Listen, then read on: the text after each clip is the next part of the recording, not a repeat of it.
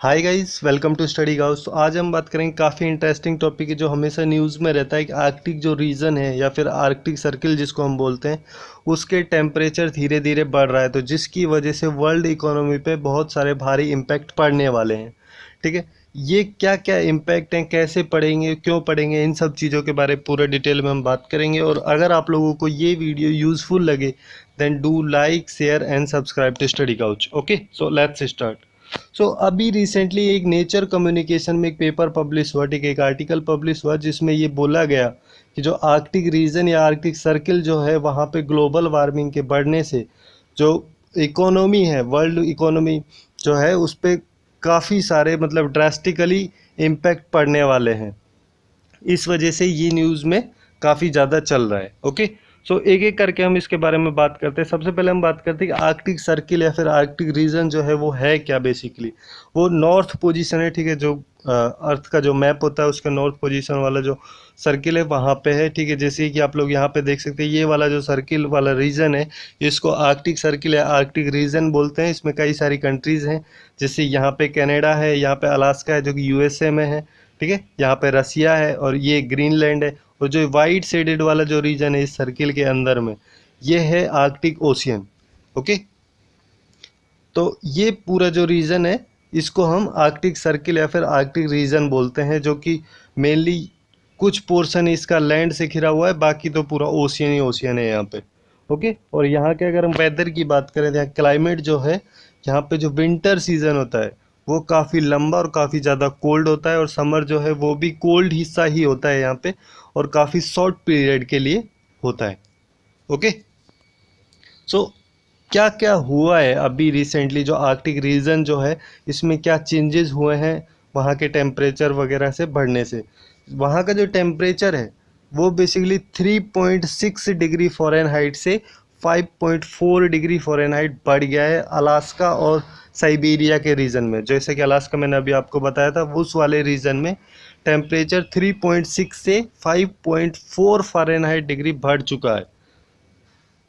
Okay, और जो Greenland है, ग्रीनलैंड वाला जो रीजन है वहाँ पे 1.8 डिग्री फ़ारेनहाइट, जो ग्रीनलैंड का सदर्न पोजीशन है वहाँ पे 1.8 डिग्री फ़ारेनहाइट टेम्परेचर डिक्रीज़ हुआ है लास्ट 50 ईयर्स में। ठीक है, लास्ट 50 ईयर्स की यहाँ पे हम बात करें टेम्परेचर की। और अगर वहाँ का सी आइस की बात करें, ठीक है, जैसे कि मैं बता रहा था कि वहाँ पे पूरा आर्कटिक ओशियन ज़्यादा घिरा हुआ है वो सर्किल जो है, तो उसका जो सी का आइस है, जोग्राफर्स जो हैं उनके अकॉर्डिंग वो जो सी आइस है वो 15 से 20% का उसमें डिक्रीमेंट हुआ है पिछले 30 सालों में। ओके, अब इन सब चीज़ों के क्या क्या इम्पैक्ट होंगे इसके बारे में हम आगे बात करेंगे। और जो वहाँ का वेजिटेशन जो है, मतलब प्लांट्स वगैरह जो वहाँ पे पाए जाते हैं, वो भी उनका मतलब ग्रोथ वगैरह जो है वो काफ़ी डिक्लाइन हुआ है। उसमें जो टेम्परेचर है जिसमें कि रैपिड चेंज होने की वजह से वहाँ का जो पूरा क्लाइमेट है वो भी चेंज हो रहा है धीरे धीरे। ओके, सो एक एक करके हम इनके बारे में बात करते हैं, क्या इम्पैक्ट किस चीज़ से पड़ेंगे। जैसे कि क्लाइमेट चेंज है, उससे जो आइस सीट जो है या सी की आइस जो है वो सूखी मेल्ट होने की स्पीड बढ़ जाएगी। जैसे कि हमको पता ही कि आइस जो सन से जो लाइट आती है उसको सबसे ज़्यादा रिफ्लेक्ट किया जाता है आइस के द्वारा। ठीक है, सबसे ज़्यादा वापस उसको रिफ्लेक्ट आइस के द्वारा किया जाता है, और सबसे ज़्यादा ऑब्जर्व किया जाता है उसको वाटर के द्वारा। ओके, वाटर के द्वारा काफ़ी अच्छा अमाउंट में ऑब्जर्व कर लिया जाता है उस हीट को।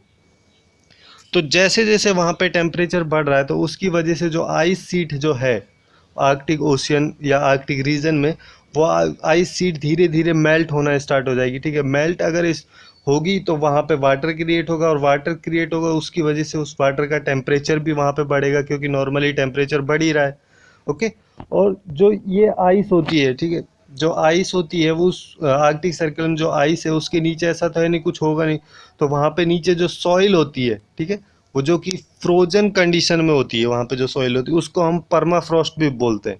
ठीक है, वो जो सॉइल जो फ्रोजन कंडीशन में होती है आइस के नीचे वाली, इस सॉइल को हम परमाफ्रॉस्ट बोलते हैं। ओके, और ये जो मेनली बनी होती है परमाफ्रॉस्ट जो होती है, ये इसमें मेनली CO2 और मीथेन CH4, ठीक है, ये काफ़ी हाई क्वांटिटी में होती हैं। तो जैसे जैसे आइस मेल्ट होना स्टार्ट हो जाएगी, ठीक है, जैसे जैसे आइस मेल्ट होगी तो वो जो परमाफ्रॉस्ट जो है, सॉइल की जो नीचे वाली जो लेयर है, वो धीरे धीरे सन के कांटेक्ट में आएगी, लाइट के कांटेक्ट में जैसे ही वो आएगी तो वहाँ से फिर CO2 और CH4 जो है, मीथेन और कार्बन डाइऑक्साइड जो है, इन दोनों का एमिशन होगा और एनवायरनमेंट में CO2 और CH4 की क्वांटिटी काफ़ी बढ़ जाएगी। तो ये काफ़ी प्रॉब्लमेटिक सिचुएशन है क्योंकि ये दोनों गैसेस जो हैं ग्रीन हाउस गैसेस हैं। ओके। और सेकंड पॉइंट की अगर हम बात करें तो आइस के जैसे जैसे आइस मेल्ट होती है, ठीक है, आइस मेल्ट होने से क्या वाटर क्रिएट होता है, वाटर अब कहीं तो जाएगा, तो वाटर कहाँ पे जाएगा, वाटर सी में जाएगा, तो आर्कटिक ओशियन जो है तो वहाँ पे जाएगा, तो उस वजह से जो सी का वाटर है वो भी बढ़ेगा, उसका लेवल बढ़ेगा, तो सी लेवल, और इसमें प्रिडिक्ट किया गया है कि 2100 तक, 2100 तक जो सी का लेवल है, पानी का सी राइज का सी लेवल जो है वो 23 फीट तक बढ़ जाएगा। ठीक है, 23 फीट ऊंचाई तक जो सी का पानी है वो बढ़ जाएगा। ओके, इस चीज़ का भी काफ़ी इम्पैक्ट पड़ेगा। और उसके अलावा जो वहाँ पे कई सारे एक्सट्रैक्शंस वगैरह किए जाते हैं, जो फॉसिल फ्यूल जो होता है उसका एक्सट्रैक्शंस किया जाता है ओशियन में भी, और फिनलैंड वाला जो रीजन है वहाँ पे भी, और वो उसकी वजह से भी कई सारे इम्पैक्ट उस पर पड़ सकते हैं। तो अभी तक तो हमने देखा कि जो आर्कटिक रीजन है, आर्कटिक सर्कल या आर्कटिक रीजन जो है, वहाँ पे क्लाइमेट चेंज होने से वहाँ पे क्या इम्पैक्ट पड़ेंगे। ठीक है, अभी तक तो हमने इन सब चीज़ों के बारे में बात की। तो अब ये देखते हैं कि अगर वहाँ पे इस टाइप की सिचुएशन क्रिएट हो रही है तो उससे ग्लोबल इकोनॉमी पे क्या इम्पैक्ट पड़ेगा। ठीक है, सबसे पहले हम बात करते हैं परमाफ्रॉस्ट वाले टॉपिक की, कि परमाफ्रॉस्ट जो है, जो कि सॉइल की जो लेयर होती है आइस के नीचे, जैसे जैसे आइस मेल्ट होगी तो ये जो सॉइल की लेयर है ये लाइट के कांटेक्ट में आएगी, जिसकी वजह से ये CO2 और CH4 कार्बन डाइऑक्साइड और जो मीथेन जो है वो एनवायरनमेंट में निकालेगी। तो ये दोनों जो गैसें हैं जो कि ग्रीन हाउस गैसेज हैं, ये दोनों जब एनवायरनमेंट में जाएंगी तो ग्रीन हाउस गैसेज एनवायरनमेंट में जाएंगी तो ग्लोबल वार्मिंग की सिचुएशन होगी, तो वैसे ही एनवायरनमेंट का टेम्परेचर बढ़ेगा। तो जिस वजह से जो एनवायरनमेंट है या फिर उसका जो इकोसिस्टम है एनवायरनमेंट का, वो पूरी तरह से चेंज हो जाएगा हर जगह का। ओके। और उसके अलावा अगर हम बात करें कि जैसे जैसे वहाँ पे जो सी का जो लेवल है वो बढ़ेगा, पानी वहाँ पे बढ़ेगा, पानी का टेम्परेचर बढ़ेगा। ठीक है, पानी के टेम्परेचर बढ़ने से, जो ओशियन का जो पानी है उसका टेम्परेचर बढ़ने से वहाँ की जो मरीन लाइफ है, ठीक है, मरीन इकोसिस्टम जो है, ठीक है, जो कि समुद्र में जो इकोसिस्टम पाया जाता है वो पूरी तरह से चेंज हो जाएगा, क्योंकि उनका टेम्परेचर का उस मरीन लाइफ पे काफ़ी भारी इम्पैक्ट पड़ता है, जिसकी वजह से क्या होगा, जो भी मरीन लाइफ से जो इकोनॉमी क्रिएट होती है, जो जनरेट की जाती है, उस सब पे काफ़ी भारी इम्पैक्ट पड़ेगा। ओके। और उसके अलावा इस सिचुएशन से क्लाइमेट चेंज जब आर्कटिक सर्किल में होगा या फिर वहाँ पे जो क्लाइमेट की सिचुएशन से वहाँ पे टेम्परेचर बढ़ेगा तो उससे कई सारे वेदर सिचुएशंस क्रिएट होंगे, जैसे बारिश, बाढ़ वगैरह, ये सब सिचुएशंस ज़्यादा क्रिएट होंगे।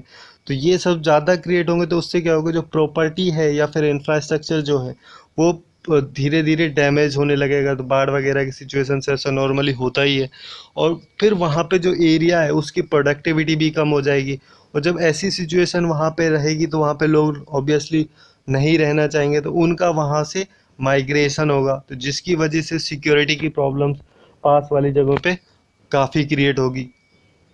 ओके। और इन सब चीज़ों की वजह से जैसे जैसे टेम्परेचर एनवायरनमेंट का बढ़ेगा, जिसके बारे में अभी हम बात कर रहे थे, जो टेम्परेचर अगर एनवायरनमेंट का बढ़ेगा तो जो सारे सिस्टम्स जो हैं वो पूरी तरह से चेंज हो जाएंगे। ओके।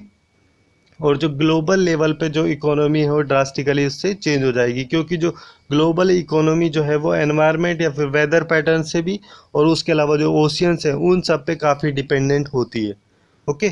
तो यही थे कुछ important facts and points Arctic circle जो है या फिर आर्कटिक जो रीजन है उसके वार्म होने से या उसके टेम्परेचर बढ़ने से ग्लोबल इकोनॉमी पर क्या क्या इम्पैक्ट पड़ेंगे उनके बारे में। Hope you guys find it useful, and if you find it useful then do like, share and subscribe to Study Couch. Thanks for watching and have a good day.